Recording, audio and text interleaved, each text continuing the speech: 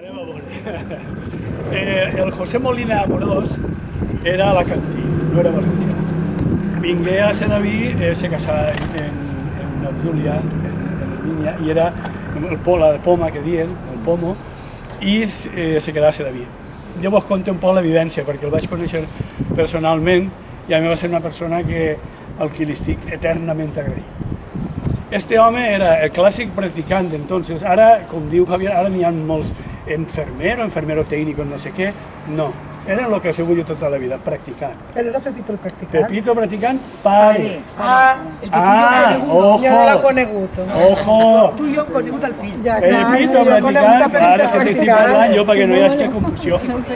És que dins del fill, així estem parlant del pare. Doncs imagineu-se un practicant en bicicleta, carrers de terra, sense seguretat social, sense res. I l'any, jo vaig estar mal de tifus en 7 anys, que la penicil·lina m'emprèn a punxar-se en 3 vegades al dia. Que les jeringuilles se cremen al foc, i que no, com diuen, jo crec que també, vinga Déu i no polgue perquè si arriba a ser en temps de sida o d'això, així mor està l'apuntador, així i tot, encara... Vale. Entonces, este home passava que li tenia les mares més fe, que se sol dir, que el metge que era don Ernesto. O sigui, les mares quan tenien algun problema o no sabien per on tirar, dient «Señor Pepe, què faré de sobre allò?» I ell dia, «Pues Amparito, fer-li xic, no sé quantos. Posa-li llima i en això que li se n'anirà. Ai, és que també a l'espai xunflaes, posa-li no sé què». Sí, perquè tenien paperes i tot això. Entonces, entrava Pepe practicant en casa i era un poquet Jesucristo bis. Vale. Entonces, no tenia mayores. Jo, per exemple, l'any de tifus, 8 del matí, ja no sé què, 9 de la nit, Pepito allí, ploguera o farà això.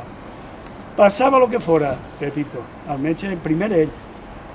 I, clar, la segona part és que, senyor Pepe, que no puc pagar-li esta setmana això del xic, no patisques, Amparito, jo conto el que he viscut, no patisques, ja pagaràs molt.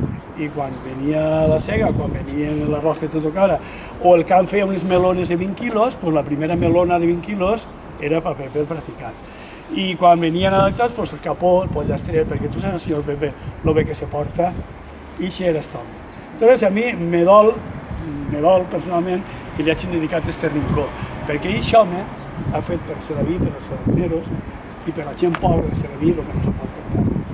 Entonces el meu respecte i el meu record per això, i el meu agraïment.